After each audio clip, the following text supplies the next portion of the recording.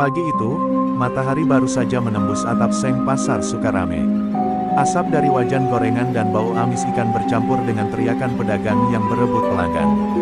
Di tengah hiruk-pikuk itu, ada bayangan gelap yang selalu menyesakkan dada para pedagang kecil, bayangan para preman yang menguasai seluruh penjuru pasar. Mereka datang setiap pagi, bukan untuk belanja, melainkan untuk menagih uang keamanan dari setiap lapak yang berjualan. Bagi pedagang, membayar uang itu bukan pilihan, melainkan keharusan. Mereka sudah hafal wajah para penagih yang bergaya sombong dengan rantai di leher dan tato di tangan. Setiap kali mereka muncul, suara pasar langsung meredup, seolah angin berhenti berhembus. Para pedagang menunduk, berharap tidak dipilih untuk jadi sasaran makian hari itu. Di antara kerumunan, tampak Bang Ranto, pemimpin para preman. Tubuhnya besar, wajahnya dipenuhi bekas luka, dan matanya tajam seperti elang yang lapar. Ia berjalan perlahan, diikuti belasan anak buahnya. Setiap langkahnya bagai palu godam yang menghantam jantung para pedagang. "Cepat setorannya, jangan banyak alasan," bentaknya sambil menendang keranjang cabai yang baru saja ditata rapi oleh seorang ibu parubaya. Cabai itu beterbangan, dan ibu itu hanya bisa menahan air mata. "Ranto, aku baru jualan 2 jam. Belum dapat banyak," ucap si ibu terbata. Tapi belum sempat menyelesaikan kalimatnya, sebuah tamparan keras mendarat di pipinya. Suara itu terdengar nyaring, menggema di antara los-los pasar yang sempit. Semua orang terdiam, tak ada yang berani menolong. Hanya tatapan iba dan takut yang bersembunyi di balik kain lap atau meja jualan. Setiap minggu, ada saja pedagang yang menjadi korban. Yang berani melawan akan dihabisi malam itu juga. Tak ada laporan ke polisi, karena sebagian petugas pun sudah berdamai dengan uang Ranto. Maka, pasar itu seperti kerajaan kecil yang dikuasai oleh satu orang, Bang Ranto, sang raja jalanan. Ia bukan sekadar preman, tapi juga penguasa bayangan yang menentukan siapa boleh berdagang, dan siapa harus hengkang. Namun di tengah ketakutan itu, pagi ini terasa sedikit berbeda. Di ujung pasar, di antara los sayur dan lapak tempe, berdiri seorang pria berumur sekitar 40-an. Tubuhnya tegap meski berbalut pakaian lusuh, wajahnya tenang dengan tatapan mata yang dalam. Ia baru saja membuka lapak kecil berisi pisau dapur dan alat-alat rumah tangga buatan tangan. Namanya belum dikenal, tapi caranya bekerja memancarkan sesuatu yang tidak biasa, ketenangan yang mencurigakan di tempat yang dipenuhi teror. Beberapa pedagang memperhatikannya dengan heran. "Orang baru ya, kok berani buka di sini tanpa izin Ranto?" bisik salah satu penjual tahu. Namun pria itu hanya tersenyum tipis, seolah tak mendengar. Tangannya tetap sibuk mengasah bilah pisau di atas batu, suara gesekannya menembus kebisingan pasar seperti nada yang menegangkan. Sementara itu, di sisi lain pasar, salah satu anak buah Ranto melihat keberadaan lapak baru itu. "Bos, ada orang baru buka di pojokan. Kayaknya belum bayar keamanan," lapornya dengan nada licik. Bang Ranto hanya tersenyum sinis. "Heh, hari ini bakal ada yang nyesel datang ke pasar ini tanpa izin gua." Dan sejak kalimat itu terucap, angin di pasar Sukarame berubah arah, seolah firasat buruk mulai turun bersama sinar matahari pagi. Langit pasar Sukarame mulai berwarna keemasan ketika suara langkah sepatu kasar terdengar mendekat. 3 orang preman suruhan Ranto berjalan ke arah pojokan pasar, tempat pria asing itu berjualan. Mereka tertawa sambil mengunyah rokok, menggenggam besi kecil di tangan. "Heh, orang baru ya? Di pasar ini gak ada yang gratis, Bang," kata salah satunya dengan nada congkak. Suara mereka cukup keras untuk membuat pedagang di sekitar menunduk dalam ketakutan. Tapi pria itu, yang bernama Pak Seno, hanya menatap mereka dengan tenang tanpa sedikit pun raut takut. "Kalau kalian mau beli pisau, silakan pilih," ujarnya lembut. "Tapi kalau mau cari keributan, aku tak melayani." Ucapannya sederhana, tapi justru membuat para preman tertawa terbahak-bahak. "Wah, sok berani nih orang tua. Di sini lo harus bayar uang keamanan. Kalau enggak, lapak lo bisa rata sama tanah," teriak yang lain sambil menendang meja jualannya hingga beberapa pisau jatuh berserakan ke tanah. Para pedagang di sekitar hanya bisa menggeleng pasrah. Mereka sudah hafal alur semacam ini, sebentar lagi, darah pasti akan mengalir. Namun sesuatu yang tak mereka duga terjadi. Ketika salah satu preman hendak menamparkan Pak Seno, tangannya tiba-tiba tertahan di udara. Mata si preman membelalak, tangan tuanya ternyata kuat seperti baja. Dalam sekejap, dengan gerakan halus namun tegas, Pak Seno memutar pergelangan tangan itu, membuat si preman menjerit kesakitan dan jatuh tersungkur. Dua preman lain terkejut. Mereka serentak menyerang, tapi hanya dalam 3 langkah, tubuh mereka melayang dan menghantam tumpukan karung beras. Pedagang yang melihat adegan itu menutup mulut menahan teriakan. Tidak ada yang paham apa yang baru saja terjadi. Gerakan Pak Seno cepat, nyaris tak terlihat, seperti bayangan yang menari di antara sinar matahari pagi. Ia tak bernafsu melukai, hanya membuat mereka tak berdaya. Suasana pasar hening. Semua mata tertuju pada pria berusia 40-an itu. Ia berdiri tegak, napasnya stabil, tangan masih memegang pisau kecil yang tadi jatuh ke tanah. Dengan tenang, ia mengusap bilahnya dari debu dan menaruhnya kembali di meja. "Aku hanya ingin berdagang dengan damai," katanya lirih, namun cukup keras untuk membuat bulu kuduk orang yang mendengarnya berdiri. Salah satu preman yang masih bisa berdiri merangkak pergi sambil menelan sakit. "Kau bakal nyesel, orang tua. Bang Ranto bakal datang buat ngubur lo hidup-hidup," teriaknya sebelum menghilang di antara kerumunan. Tapi Pak Seno tidak menanggapi. Ia hanya duduk kembali, mengambil batu asah, dan melanjutkan pekerjaannya seolah tak terjadi apa-apa. Suara gesekan pisau kembali terdengar, kali ini lebih tajam dan menusuk dari sebelumnya. Pedagang di sekitar mulai berbisik. Ada yang kagum, ada yang takut. Siapa sebenarnya orang itu? Gak mungkin cuma tukang pisau biasa, ujar seorang bapak tua penjual kelapa. Namun tak seorang pun berani bertanya langsung. Dalam ketenangan Pak Seno, ada sesuatu yang menakutkan, seperti ketenangan laut sebelum badai besar datang. Dan benar saja, badai itu sedang bersiap. Di sisi lain pasar, laporan tentang 3 preman yang tumbang telah sampai ke telinga Bang Ranto. Wajahnya merah padam, urat di lehernya menegak. Orang tua itu berani ngelawan gua di wilayah gua sendiri. Geramnya sambil membanting gelas kopi. Ia berdiri dari kursi, menatap anak buahnya dengan mata menyala. "Cari dia, sekarang juga. Kalau perlu, robohkan seluruh pasar buat nemuin orang itu." Suasana pasar Sukarame pagi itu berbeda dari biasanya. Orang-orang berjualan dengan wajah cemas, tak ada lagi tawa atau teriakan khas pedagang. Semua mata sesekali melirik ke arah lapak pisau kecil di pojok los sayur, tempat pria asing bernama Pak Seno itu duduk dengan tenang. Sejak kemarin, cerita tentang 3 preman rantau yang tumbang dengan mudah di tangannya menyebar secepat angin. Banyak yang kagum, tapi lebih banyak yang takut, karena mereka tahu, Bang Ranto tidak akan diam. Dan benar saja, saat matahari baru meninggi, suara sepatu berat bergema dari ujung lorong pasar. 10 preman Ranto berjalan dengan wajah garang, dipimpin oleh tangan kanan Ranto sendiri, Bagas, pria bertubuh kekar dengan rantai besi melilit di pinggang. "Orang tua itu di mana?" Suaranya menggelegar seperti guntur. Pedagang saling berpandangan, tak ada yang berani menjawab. Hingga salah satu anak buahnya menunjuk ke arah lapak pisau. "Itu, Bang, orangnya di situ." Bagas tersenyum sinis, mendekati Pak Seno yang sedang duduk di bangku kecil. "Heh, jadi lo yang bikin orang-orang gua masuk rumah sakit, iya?" katanya dengan nada dingin. Pak Seno menatapnya sebentar, lalu berkata pelan, "Aku cuma membela diri. Aku tak mencari musuh." Kalimat itu, alih-alih menenangkan, justru membakar amarah Bagas. "Bela diri," katanya. "Nih, gua kasih kesempatan terakhir. Tutup lapak lo, minta maaf, dan cium kaki gua, mungkin gua biarin lo hidup." Pak Seno menatap lantai sejenak, lalu berdiri. Gerakannya lembut, tapi aura di sekitarnya seolah berubah. Pedagang di sekitar spontan mundur beberapa langkah. "Aku takkan merendahkan diri pada kesombongan," katanya tenang. Hening sesaat, lalu, tanpa aba-aba, Bagas mengayunkan rantainya dengan keras, menghantam meja dagangan. Suara kayu pecah menggema, pisau-pisau beterbangan. Tapi di saat yang sama, tubuh Bagas tiba-tiba terpental beberapa meter, mendarat keras di lantai. Tak ada yang melihat jelas bagaimana itu bisa terjadi.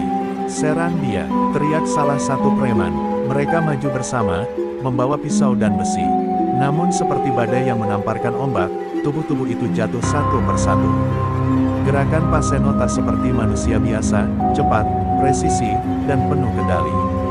Dalam 5 detik, 8 preman tergeletak di tanah, mengerang kesakitan. Hanya Bagas yang masih berusaha bangkit dengan darah menetes di bibirnya. Bagas mengeluarkan pisau lipat dari saku celananya. Ia berteriak kalap dan menyerang membabi buta, tapi Pak Seno menghindar dengan langkah ringan. Lalu, dengan satu gerakan, ia menepis tangan Bagas hingga pisaunya terlepas.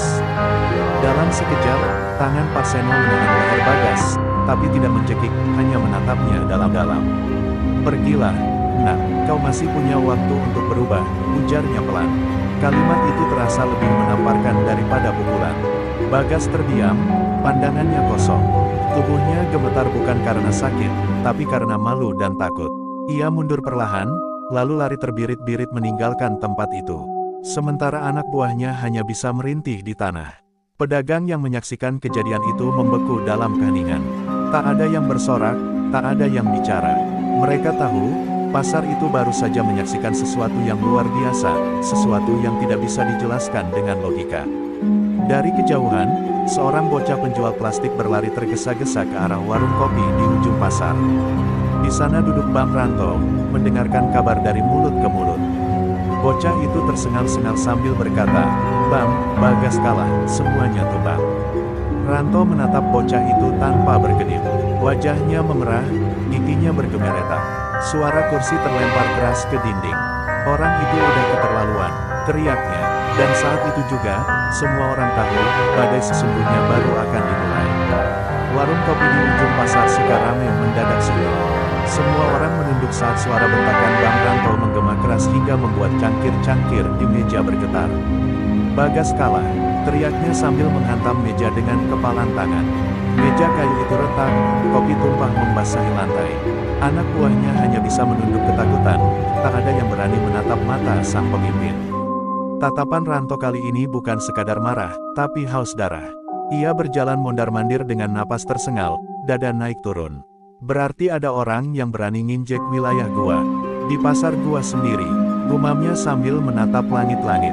Tiba-tiba, ia menendang kursi hingga terpental keluar warung. "Gua udah kasih aturan, gua yang jagain pasar ini, gua yang kasih makan mereka. Tapi sekarang, ada orang tua sok jago yang bikin gua kelihatan lemah di depan rakyat gua sendiri." Uratdi, lehernya menegang, dan semua anak buah tahu, tak lama lagi akan ada darah tumpah. Beberapa anak buahnya mencoba menenangkan. "Bang, mungkin dia cuma orang lewat, kita bisa negosiasi." Belum sempat kalimat itu selesai, Ranto memukul wajah anak buahnya sendiri hingga terpelanting. "Negosiasi sama orang yang udah nginjek harga diri gua," bentaknya. "Gua mau lihat siapa dia sebenarnya. Kalau dia manusia, gua bakal patahin tulangnya satu-satu." Suaranya berat, serak, dan penuh dendam yang mencekam. Malamnya, pasar terasa mencekam. Tak ada satupun pedagang yang berani lembur. Lampu-lampu sebagian padam, dan hanya suara jangkrik yang menemani udara dingin. Di pos penjagaan, Ranto berdiri dengan rokok di tangan, menatap los tempat Pak Seno berjualan siang tadi. "Gua gak peduli siapa dia," gumamnya pelan. "Besok pagi, gua datang sendiri. Gua bakal buktiin, siapa raja di pasar ini." Di sisi lain, Pak Seno duduk di dalam warung kecil milik seorang pedagang tua. Ia sedang menghangatkan air dengan wajah tenang. Pedagang itu berbisik gugup, "Pak, besok Ranto bakal datang. Dia gak akan diam, Pak. Pergilah sebelum semuanya terlambat." Tapi Pak Seno hanya tersenyum lembut. "Kebenaran tidak pernah lari, nak. Kalau aku pergi, siapa yang akan melindungi orang-orang seperti kalian?" Kalimat itu begitu sederhana, tapi mampu menenangkan hati orang tua itu yang sejak tadi gemetar. Di luar warung, hujan rintik-rintik mulai turun, menambah suasana dingin dan muram. Di kejauhan, samar-samar terdengar suara motor-motor besar, anak buah Ranto yang berpatroli, mencari keberadaan si orang tua sakti. Namun tak satu pun dari mereka tahu, orang yang mereka cari sedang duduk tenang di balik dinding kayu tipis, membaca doa dalam hati, menyiapkan dirinya untuk badai yang akan datang. Menjelang tengah malam, Ranto duduk di bangku panjang di depan pos. Ia tak bisa tidur. Dalam benaknya, wajah tua Pak Seno terus muncul, tatapan tenangnya menghantui pikirannya. "Siapa sebenarnya dia? Kenapa gua merasa takut?" Gumamnya pelan. Tapi rasa takut itu segera digantikan amarah. Ia memejamkan mata, menarik napas panjang, lalu berbisik pada dirinya sendiri, "Besok pagi, gua bakal habisin dia di depan semua orang. Supaya gak ada lagi yang berani lawan gua." Dan fajar pun akhirnya datang. Langit masih berwarna kelabu ketika langkah kaki Bang Ranto bergema di jalanan pasar. Para pedagang yang baru datang langsung menyingkir, tahu bahwa bencana akan segera terjadi. Di ujung jalan, Pak Seno sudah berdiri di depan lapaknya, menunggu dengan tenang. Angin pagi berhembus pelan, tapi di antara dua sosok itu, udara seolah berhenti bergerak karena semua tahu. Pagi ini, pasar Sukarame akan jadi saksi pertarungan dua dunia, kesombongan dan ketenangan. Pagi itu, langit pasar Sukarame diselimuti kabut tipis. Udara dingin seolah membawa firasat buruk. Para pedagang datang lebih awal, tapi wajah mereka penuh kecemasan. Mereka tahu hari ini bukan hari biasa, hari ini, Bang Ranto berjanji akan menghabisi orang tua misterius yang telah mempermalukannya. Suara langkah sepatu kulit Ranto menggema keras di jalanan becek pasar, diikuti hampir 20 anak buahnya yang bersenjata besi dan kayu. Wajah mereka beringas, mata mereka berkilat-kilat seperti binatang lapar. Namun, anehnya, saat mereka tiba di lapak pisau di pojok los, tempat di mana Pak Seno biasanya duduk, lapak itu kosong. Meja yang kemarin hancur sudah dibenahi rapi, tapi tak ada tanda-tanda sang penjual. Pisau-pisau yang biasa dipajang kini hanya tersisa satu, sebuah bilah kecil yang menancap di meja dengan selembar kertas di bawahnya. Ranto mendekat, membaca tulisan itu dengan dahi berkerut. Lebih besar dari, aku tak lari. Aku hanya menunggu waktu yang tepat untuk menegur kebiadaban. Tulisan tangan itu sederhana, tapi cukup membuat darah Ranto mendidih. Cari dia, sekarang juga. Gua gak peduli kemana dia pergi. Teriaknya dengan suara yang membuat burung-burung di atap penerbangan. Anak buahnya langsung menyebar ke segala penjuru pasar, ke los daging, ke gudang beras, bahkan ke gang belakang tempat pedagang menyimpan barang. Namun hasilnya nihil. Orang tua itu seolah lenyap begitu saja. Tak seorang pun tahu di mana dia bersembunyi. Ranto semakin kalap. Ia menendang peti sayur hingga hancur, lalu menarik seorang pedagang tua dan mengguncangnya kasar. Lo lihat dia gak? Jawab, bangsat. Pedagang itu hanya menggeleng dengan wajah pucat. Tangannya gemetar ketakutan. Demi Tuhan, Bang, saya gak tahu apa-apa. Dia cuma jualan pisau, gak pernah ngomong sama siapa-siapa. Jawabnya terbata. Tapi itu tak cukup menahan amarah Ranto. Ia melemparkan pedagang itu ke tanah dan berteriak, kalau sampai gua gak nemuin dia, semua lapak di pasar ini gua bakar satu-satu.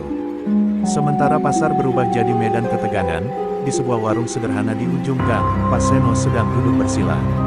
Di depannya ada secangkir kopi hitam yang sudah dingin. Ia mendengar hiruk pikuk dari kejauhan, namun tak bergeming sedikit pun. Di hadapannya, pedagang tua yang menolongnya semalam tampak gelisah. Pak, mereka cari Bapak kemana-mana. Kalau ketahuan Bapak di sini, habislah kita, bisiknya ketakutan.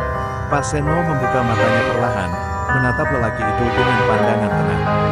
Tenanglah, yang gelap takkan lama menelan terang. Hujan rintik-rintik mulai turun. Di luar warung, anak buah Ranto berlarian, menendang pintu-pintu, mencari jejak yang tak pasti. Tapi setiap kali mereka mendekat ke warung tempat Pak Seno bersembunyi, angin tiba-tiba berhembus kencang, membuat pandangan mereka kabur oleh debu dan plastik beterbangan. Seolah alam sendiri melindungi pria tua itu dari niat jahat. Menjelang sore, Ranto duduk di tengah pasar, kepalanya menunduk, napasnya berat. Semua anak buahnya kembali dengan tangan kosong. Dia bukan manusia biasa, salah satu dari mereka berbisik pelan. Tapi Ranto menatapnya tajam, jangan ngomong sembarangan. Gua gak takut sama siapapun di dunia ini. Namun jauh di dalam hatinya, ketakutan itu sudah mulai tumbuh. Bayangan wajah tua dengan tatapan dingin itu menghantui pikirannya sejak semalam. Dan saat matahari mulai tenggelam di balik genteng pasar, suara lembut terdengar dari arah barat. Sudahlah, Nak Ranto, kau sudah cukup menebar ketakutan. Kini giliranmu belajar takut kepada Tuhan. Semua kepala menoleh. Dari balik kabut hujan, muncul sosok Pak Seno, berdiri di antara sinar oranye senja, membawa tongkat bambu di tangan kanan. Para pedagang terkejut. Ranto bangkit perlahan, matanya menyipit menatap sosok itu. Karena baru kali ini dalam hidupnya, ia merasa akan menghadapi sesuatu yang jauh lebih besar dari sekadar manusia. Malam turun dengan cepat di atas pasar Sukarame. Langit berwarna kelam, tanpa bintang, dan udara membawa bau tanah basah bercampur ketegangan.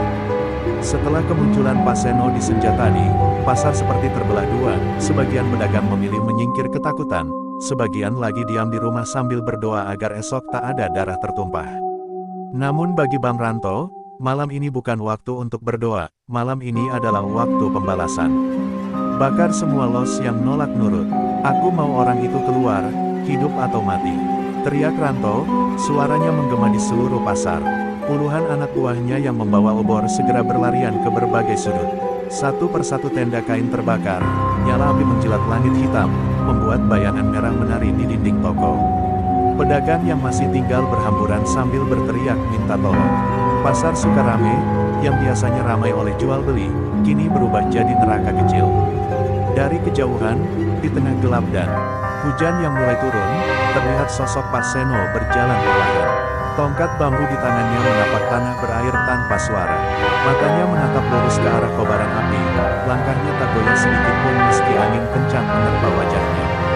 Beberapa preman yang melihatnya langsung berlari menyerang, tapi dalam sekejap, mereka tumbang satu persatu, tubuh mereka terpelanting seperti diterpa badai tak terlihat. Ranto melihat kejadian itu dari kejauhan, rahangnya mengeras. Dia muncul lagi, gumamnya dengan nada geram bercampur gugup. Lalu ia berteriak lantang, "Seno, keluar dan hadapin gua, jangan sembunyi di balik bayangan." Suaranya menggetarkan udara, tapi Pak Seno tidak menjawab. Ia terus berjalan mendekat, melewati kobaran api yang kini memantulkan siluet tubuhnya seperti bayangan pendekar dari masa lampau. Ketika akhirnya mereka berhadapan, jarak mereka hanya 5 langkah. Di antara mereka, api membara dan hujan menetes perlahan. Ranto menggenggam rantai besinya erat-erat, sementara Pak Seno berdiri tegak, tenang seperti batu karang di tengah ombak. "Kau berani menantangku di tempatku sendiri," teriak Ranto. Pak Seno hanya menatapnya dengan pandangan teduh. "Aku tidak menantang, nak. Aku hanya melindungi mereka yang kau tindas." Ranto meraung marah, lalu melompat maju dengan rantai berputar di udara. Dentingan besi memecah keheningan malam, tapi dengan satu gerakan ringan, Pak Seno menangkis serangan itu menggunakan tongkat bambunya. Suara keras bergema, dan rantai Ranto terlepas dari tangannya, mental sejauh 2 meter. Dalam sekejap, Ranto kehilangan keseimbangan dan jatuh tersungkur di tanah berlumpur. Ia menatap ke atas, melihat sosok Pak Seno berdiri di bawah hujan, wajahnya diterangi cahaya api, tampak seperti sosok dari dunia lain. Anak buah Ranto yang melihat pemimpinnya tumbang sontak panik. Beberapa mencoba menyerang, tapi mereka segera disapu oleh kekuatan tak terjelaskan dari gerakan Pak Seno. Hujan turun lebih deras, memadamkan api yang membakar pasar sedikit demi sedikit. Dari balik kepulan asap, pedagang yang bersembunyi mulai keluar, menatap takjub pada pemandangan itu. Seorang pria tua melawan puluhan preman sendirian, tanpa amarah, tanpa teriakan, hanya dengan ketenangan yang membuat bulu kuduk berdiri. Ketika api padam sepenuhnya, yang tersisa hanyalah tanah basah dan sisa arang. Pak Seno menatap Ranto yang terbaring lemah di tanah. "Kau bisa menghancurkan lapak, nak," ucapnya pelan, "tapi takkan pernah bisa menghancurkan hati orang-orang yang mencari rezeki dengan jujur." Lalu ia berbalik, meninggalkan pasar yang kini hanya tersisa keheningan. Di belakangnya, Ranto berteriak dengan suara serak penuh dendam, "Aku belum kalah, orang tua.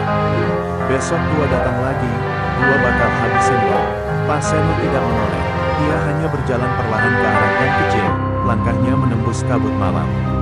Di langit, petir menyambar, menyinari pasar yang kini luluh lantak.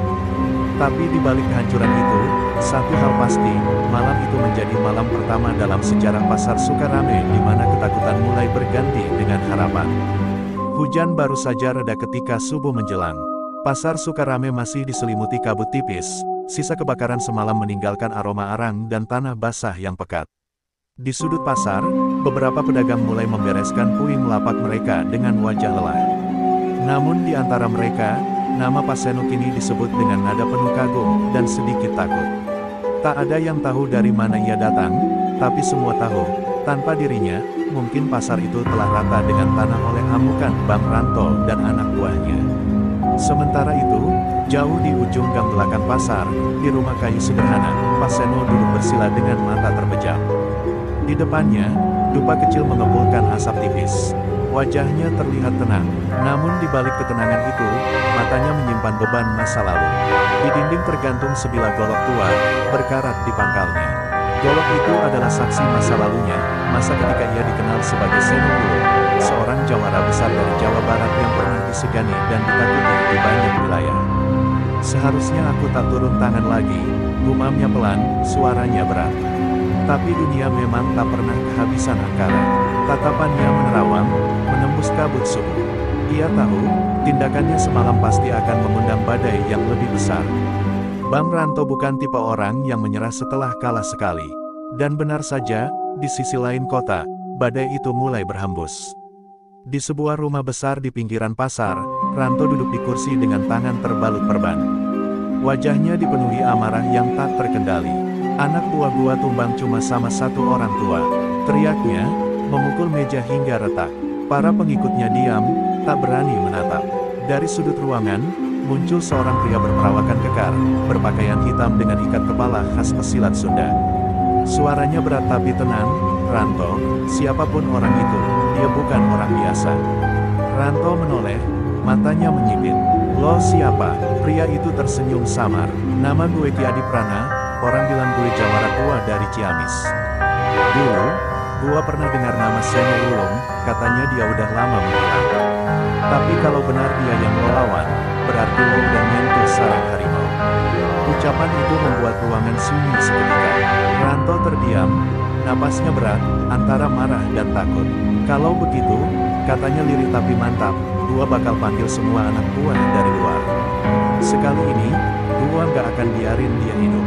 Sementara di pasar, kabar tentang rencana Ranto menyebar cepat. Para pedagang resah, beberapa mulai menutup lapak dan meninggalkan kota. Namun di tengah kekalutan itu, seorang pemuda bernama Raffi, anak penjual sayur yang selamat semalam, datang menemui Pak Seno. "Pak, kenapa Bapak nggak pergi aja? Orang-orang bilang Ranto bakal datang bawa banyak orang," serunya. Pak Seno tersenyum tipis. "Kalau yang jahat pergi, dunia akan tetap sama. Tapi kalau yang benar lari, dunia tak akan pernah aman, nak." Kalimat itu membuat Raffi terdiam, matanya menatap kagum. Di luar, angin mulai berhembus kencang, membawa aroma ancaman. Langit tampak mendung lagi, seolah menandakan badai baru akan datang. Pak Seno berdiri perlahan, memandangi golok tuanya di dinding. "Aku sudah berhenti berperang lama," ujarnya lirih. "Tapi kalau demi keadilan, biarlah sekali lagi tangan ini kotor." Ia menggenggam gagang golok itu dengan erat, matanya menatap keluar jendela yang mulai diguyur hujan. Di kejauhan, suara motor dan langkah kaki puluhan orang mulai terdengar, tanda bahwa pertarungan besar belum berakhir. Hujan mengguyur deras sejak sore, langit gelap bergemuruh, seolah menandakan murka alam atas apa yang akan terjadi di tanah pasar itu. Para pedagang menutup kios mereka lebih awal, beberapa bahkan memilih pergi dari kawasan Sukarame. Di antara kegelapan dan gemuruh petir, langkah kaki puluhan orang terdengar memasuki pasar. Mereka berpakaian hitam, membawa parang, golok, dan rantai baja.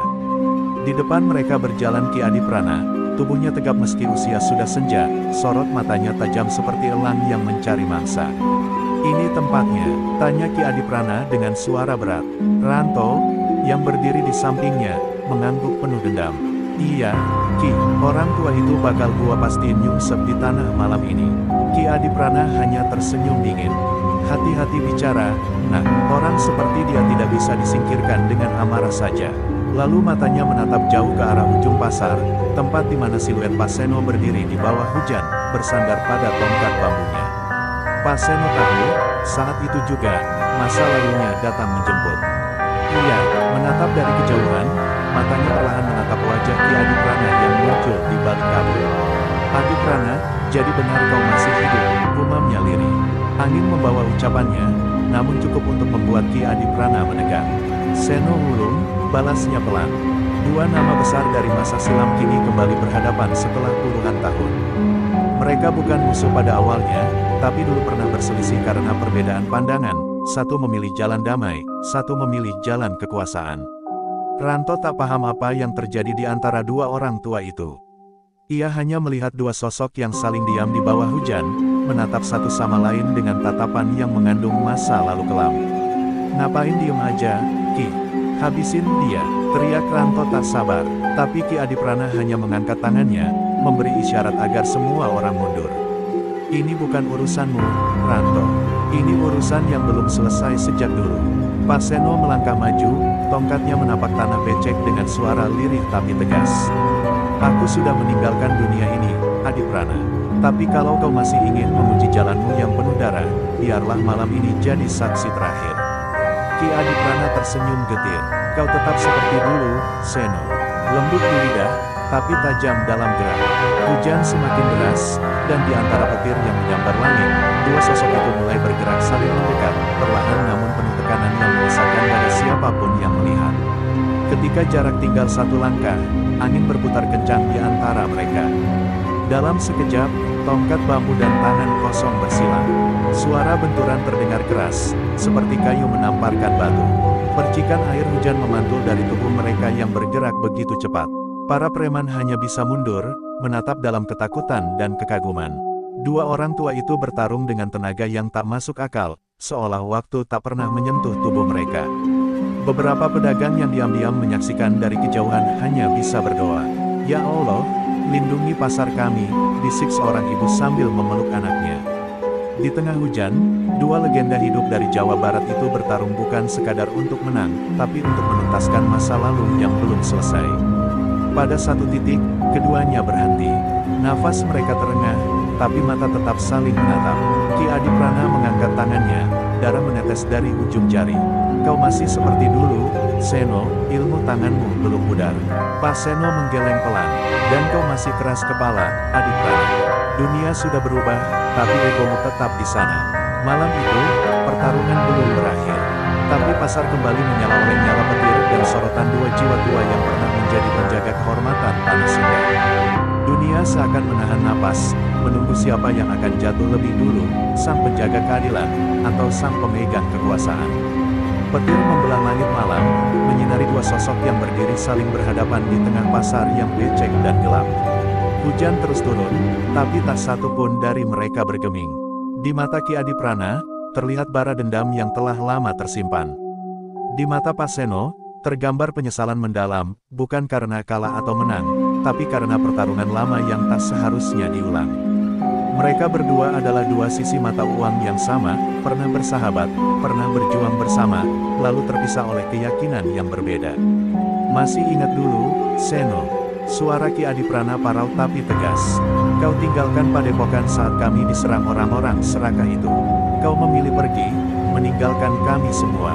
Pak Seno menunduk pelan, membiarkan hujan membasahi wajahnya. Aku tidak meninggalkan, Dipra, aku menyelamatkan yang tersisa. Tapi kau membiarkan amarahmu menelan semua yang tersisa dari ajaran guru kita. Omong kosong, bentak Ki Adiprana, tangannya menepis air hujan.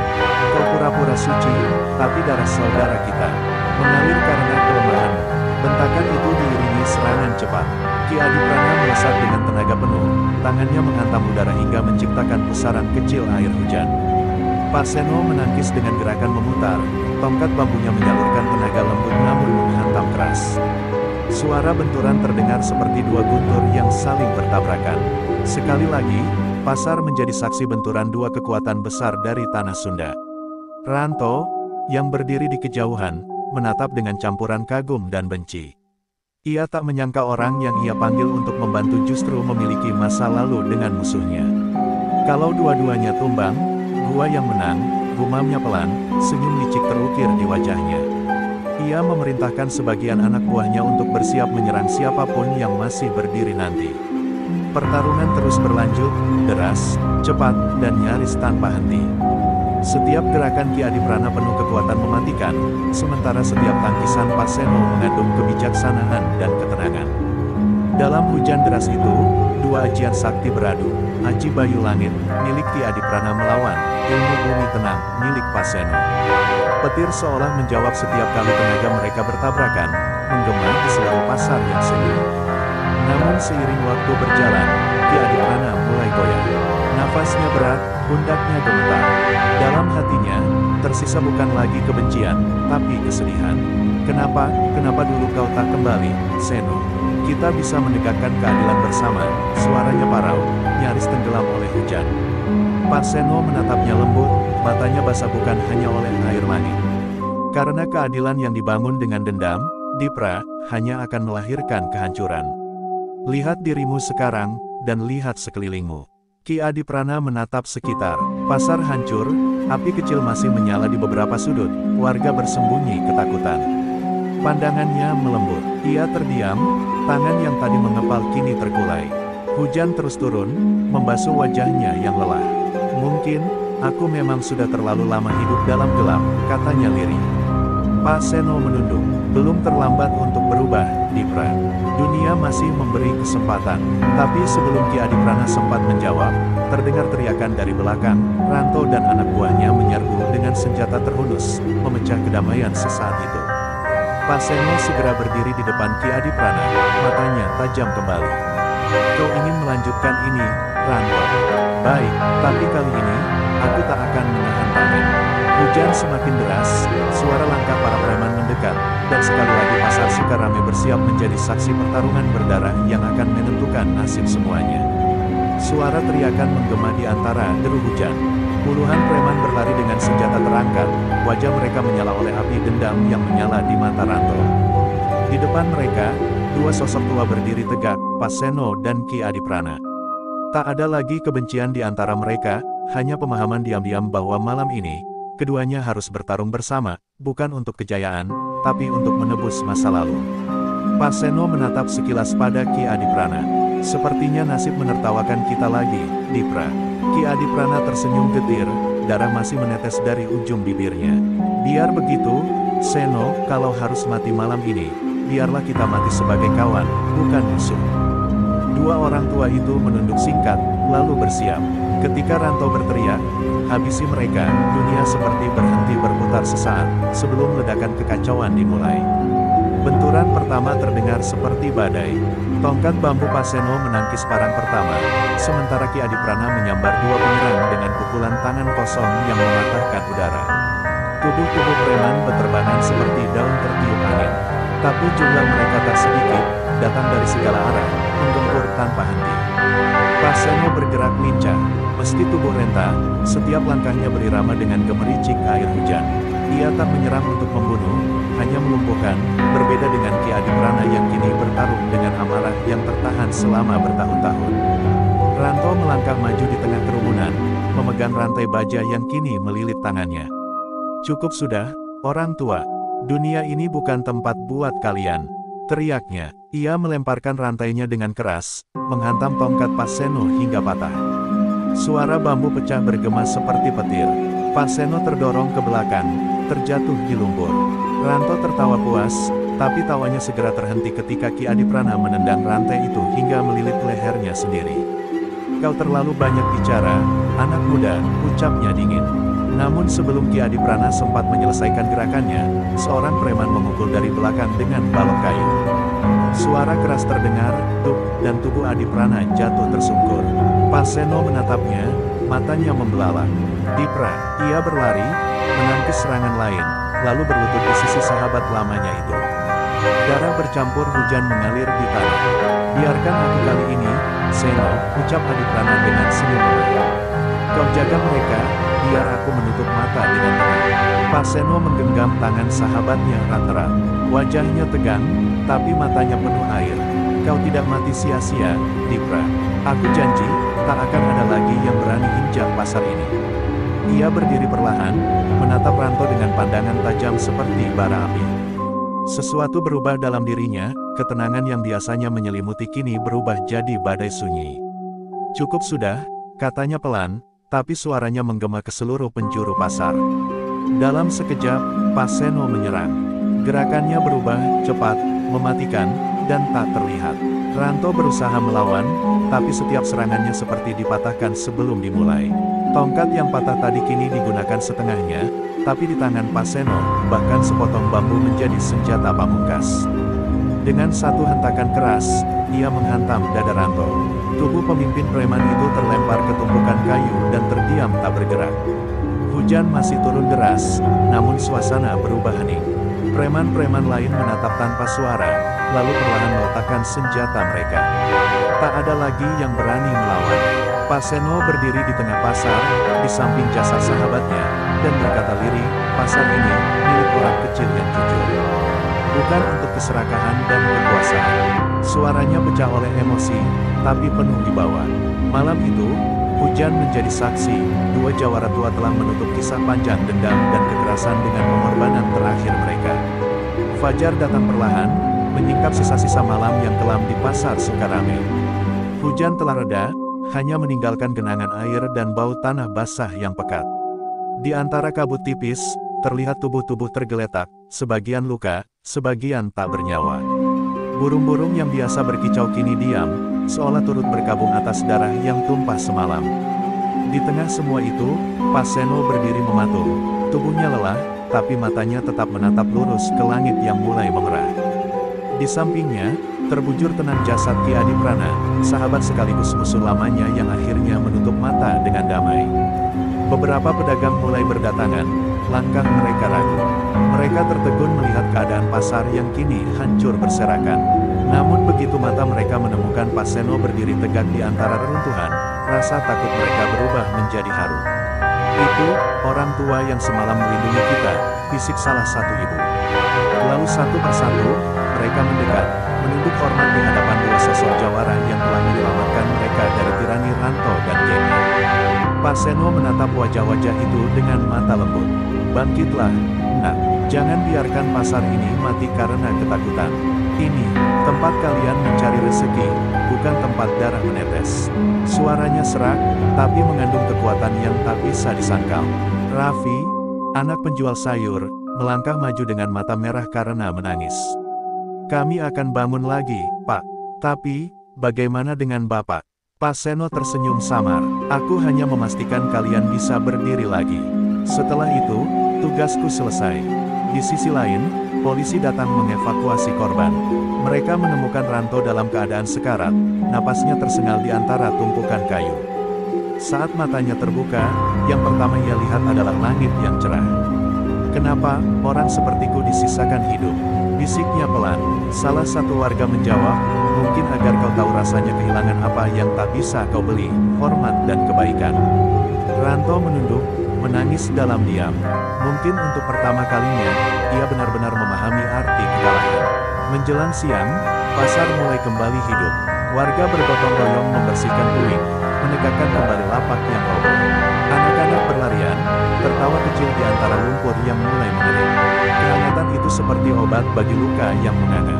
Namun di pojok pasar, Pak Seno duduk diam di dekat makam kecil yang baru saja digali. Di atasnya tertulis nama, Ki Adiprana, pejuang tanah Sunda. Ia menaburkan bunga, lalu menunduk dalam diam. "Dulu kau ingin dikenang sebagai penguasa," gumamnya lirih, "tapi lihatlah, Dipra, orang-orang mengenangmu sebagai pelindung." Angin bertiup pelan, membawa aroma dupa dan kenangan lama. Dalam keheningan itu, seolah terdengar suara sahabat lamanya berbisik, "Akhirnya kita berdamai, Seno, di tanah yang sama, di hati yang sama." Menjelang sore, Pak Seno berjalan menyusuri jalan pasar yang kini ramai kembali. Orang-orang menyapanya dengan hormat, anak-anak memanggilnya Eyang. Tapi ia hanya tersenyum dan melangkah perlahan menuju arah barat, meninggalkan pasar, meninggalkan kenangan, menuju entah kemana. Tak ada yang tahu kemana perginya, tapi sejak hari itu, tak seorang pun berani bertindak semena-mena di pasar Sukarame.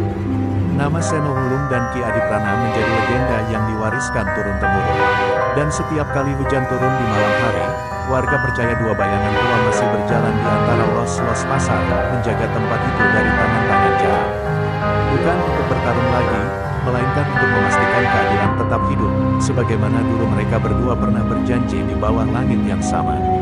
Beberapa bulan telah berlalu sejak malam kelam di pasar Sukarame. Kehidupan perlahan kembali seperti semula, namun kisah tentang Pak Seno Wulung dan Ki Adiprana kini telah menjadi legenda yang bergaung sampai ke kota-kota lain. Banyak yang datang hanya untuk mendengar cerita tentang dua pendekar tua yang menumpas kejahatan dan menegakkan keadilan tanpa pamrih. Di sudut-sudut warung kopi, orang-orang masih menyebut nama mereka dengan nada hormat, seolah mereka bukan manusia biasa, melainkan titisan arwah penjaga tanah ini. Namun, di balik kisah heroik itu, ada bayangan lain yang diam-diam mulai bergerak. Seseorang bernama Raga Prasetya, mantan murid Ki Adiprana yang dulu diusir karena haus kekuasaan, mendengar kabar tentang kematian gurunya. Amarah membakar dadanya. "Guruku mati di tangan orang yang dulu dianggap saudaranya," desisnya sambil menghantamkan tongkat kayu ke tanah. Ia tidak tahu seluruh kebenarannya, bahwa Ki Adiprana mati bukan karena kebencian, melainkan karena menebus dosa masa lalunya. Dalam buta dendam, Raga bersumpah untuk mencari Pak Seno dan menuntut balas atas apa yang ia yakini sebagai pengkhianatan. Sementara itu, Pak Seno yang kini hidup menyepi di lereng Gunung Papandayan merasa ada sesuatu yang berubah di udara.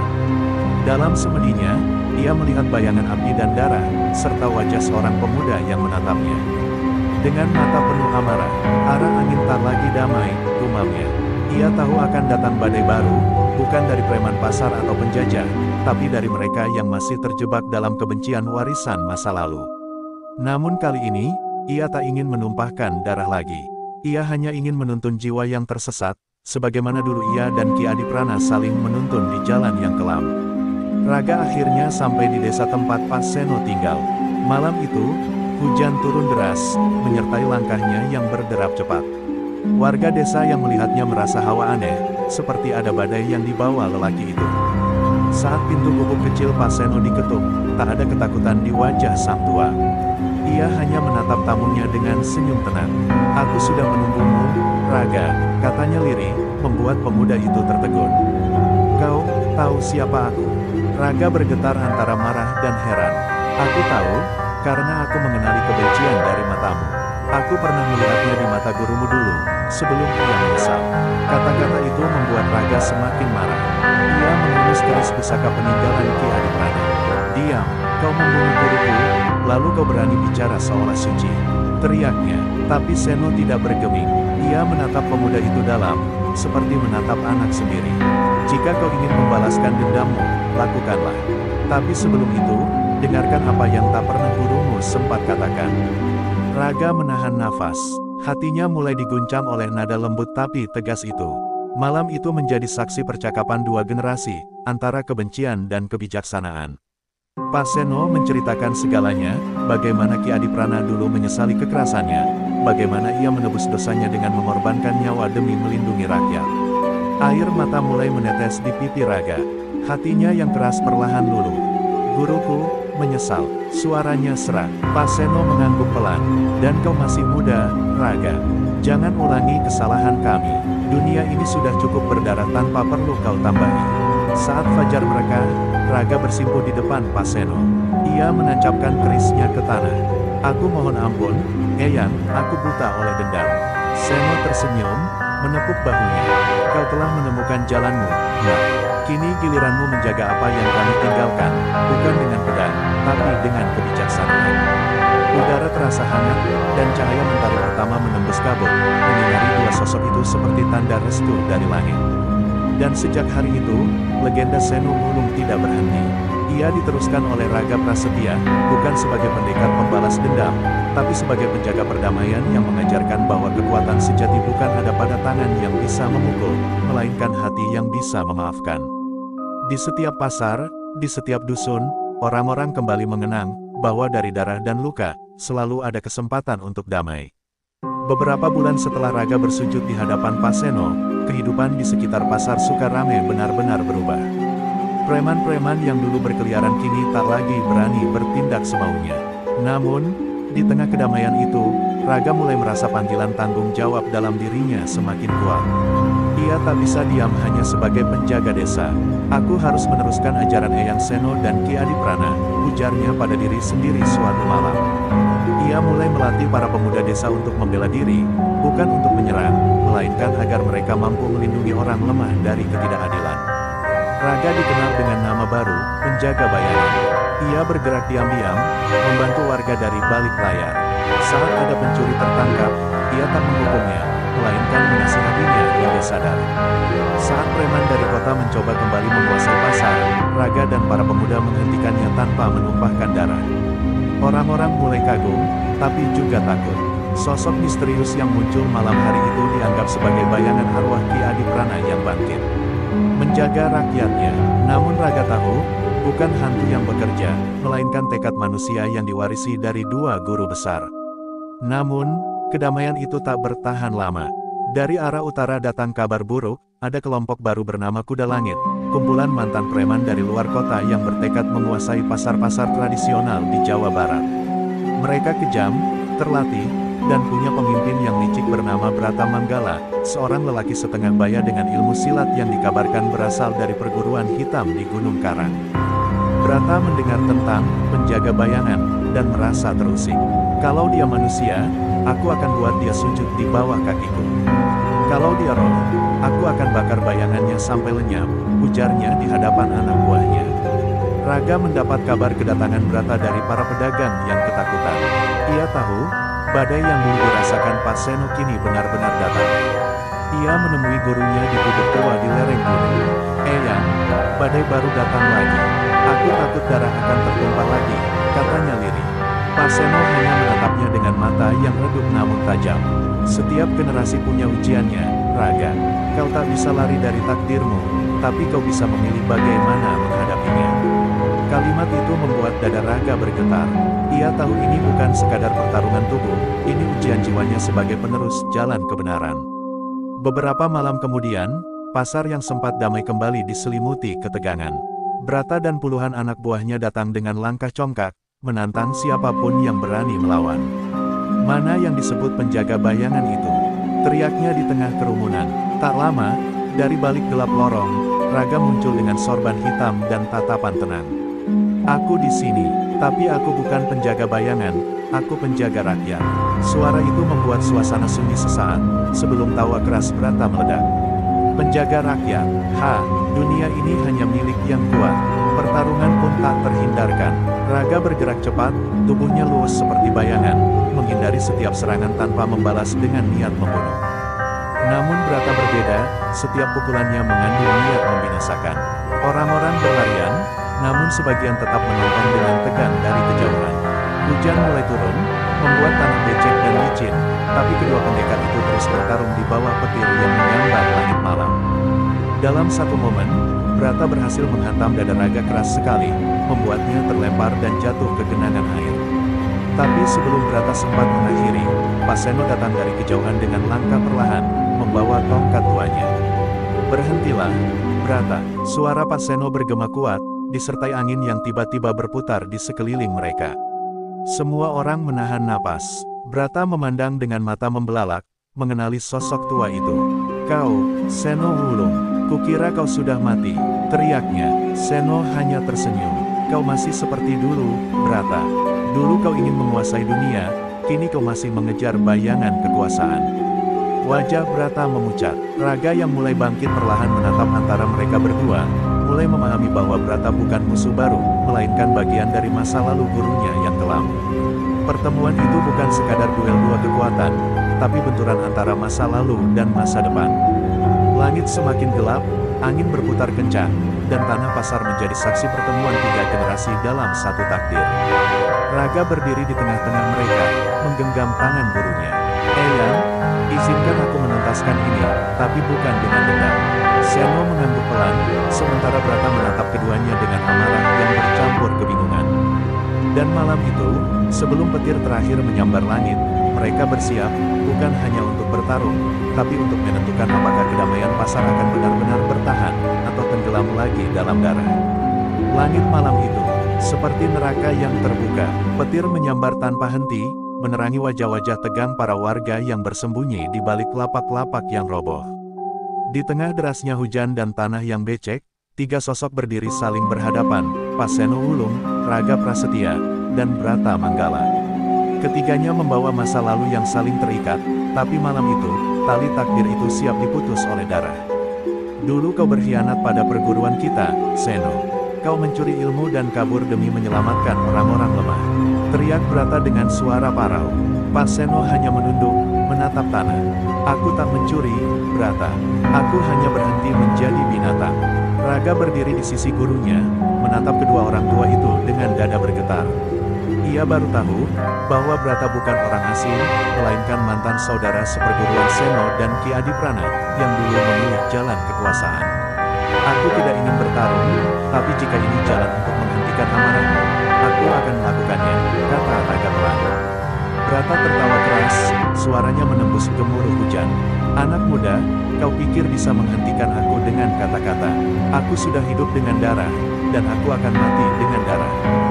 Dengan teriakan itu, Brata melompat, tubuhnya melayang cepat, menghantam ke arah Raga. Benturan keras terdengar, bragh.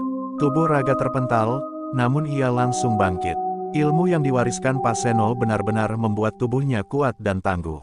Pertarungan pun meledak hebat. Brata menyerang seperti singa lapar, sementara Raga menangkis dengan jurus, bayangan wulung, bergerak lincah, nyaris tak tersentuh. Setiap langkahnya seperti angin, namun setiap serangan Brata seperti petir yang menyambar. Orang-orang berteriak dari jauh, menyaksikan duel yang membuat pasar berguncang seakan hidup kembali di bawah badai. Pak Seno hanya berdiri di pinggir, menatap dengan mata sedih. Dia tahu, pertarungan itu bukan hanya tentang siapa yang lebih kuat, tapi siapa yang mampu menaklukkan dirinya sendiri. Ketika Raga hampir terdesak, Brata mengeluarkan jurus pamungkasnya, pukulan tapak halilintar, jurus terlarang dari perguruan lama mereka. Hawa panas memancar dari tangannya. Seno tahu jurus itu bisa membunuh dalam sekali hantaman. Raga, mundur, teriaknya. Tapi terlambat, Brata menghantamkan pukulan itu, dan dalam sekejap, Pak Seno melompat ke depan, menahan serangan itu dengan tubuhnya sendiri. Suara ledakan keras terdengar, cahaya putih menyilaukan mata semua orang. Tubuh Pak Seno terpental jauh dan jatuh tersungkur ke tanah berlumpur. Darah merah pekat bercampur air hujan, mengalir seperti sungai kecil di antara kaki Raga yang gemetar. "Eyang," jerit Raga, matanya membara. Brata terpaku, wajahnya mulai berubah antara kaget dan menyesal. Tapi amarah Raga telah meledak. Ia memejamkan mata, dan tiba-tiba aura biru lembut menyelimuti tubuhnya, perpaduan ilmu Seno dan ketenangan jiwa Ki Adiprana. "Kau sudah melewati batas, Brata," katanya dengan suara yang tak lagi seperti manusia biasa. Pertarungan kembali terjadi, kali ini jauh lebih dahsyat. Setiap gerakan Raga seperti bayangan air, lembut tapi menghancurkan. Brata berusaha bertahan, namun setiap serangan Raga menembus pertahanannya, membuat tubuh Brata terhempas berkali-kali. "Cukup, Brata, kau masih bisa berubah," teriak Raga. Tapi Brata menolak, darah menetes di bibirnya. "Aku sudah tak punya jalan kembali," ucapnya pelan sebelum akhirnya Raga menghantam dada Brata dengan jurus terakhir, bayangan suci, jurus penutup yang hanya digunakan untuk menundukkan, bukan membunuh. Brata jatuh tersungkur, kehilangan kesadaran, sementara hujan perlahan berhenti. Raga berlari ke arah Pak Seno yang terbaring lemah. Lelaki tua itu menatapnya dengan senyum samar. "Kau sudah melakukannya dengan benar, Nak." Tanpa dendam, suaranya lirih, hampir tenggelam oleh gemericik air. "Jangan biarkan kebencian hidup lagi, karena kebencian hanya melahirkan bayangan kelam." Dan dengan napas terakhirnya, Seno Wulung menutup mata, meninggalkan dunia dengan damai. Raga memeluk tubuh gurunya, air matanya bercampur dengan sisa hujan. Di sekitarnya, warga mulai berdatangan, menatap dengan mata berkaca-kaca. Saat pagi tiba, langit tampak bersih untuk pertama kalinya setelah badai panjang.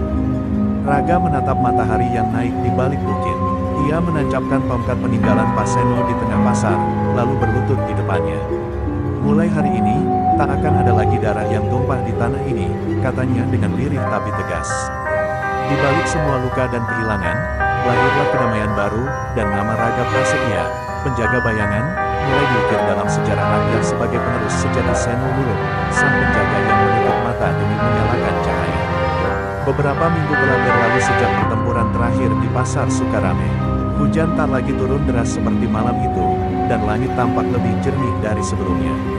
Di tengah pasar, berdiri sebuah batu besar yang diukir oleh para warga dengan tulisan, "Disinilah darah terakhir ditumpahkan demi kedamaian." Di bawahnya, tertulis nama dua tokoh yang kini menjadi legenda, Seno Wulung dan Ki Adiprana. Raga Prasetya berdiri di depan batu itu setiap pagi, memanjatkan doa dengan kepala tertunduk. Di dalam hatinya, ia masih bisa merasakan kehadiran sang guru, suara lembut yang selalu membimbingnya untuk tetap di jalan kebenaran. Sejak kepergian Pak Seno, Raga benar-benar memegang amanah yang diwariskan. Ia melatih para pemuda bukan lagi untuk bertarung, tetapi untuk melindungi, berdagang dengan jujur, dan menjaga kehormatan pasar. Di setiap sudut, ia menanamkan pesan, kekuatan sejati bukan untuk menindas, tapi untuk menegakkan kebenaran. Para pedagang yang dulu ketakutan kini bisa bekerja dengan tenang, sementara preman-preman yang tersisa memilih meninggalkan dunia gelap dan menjadi warga biasa. Pasar yang dulu penuh darah dan amarah kini berubah menjadi tempat yang damai, simbol kebangkitan rakyat kecil.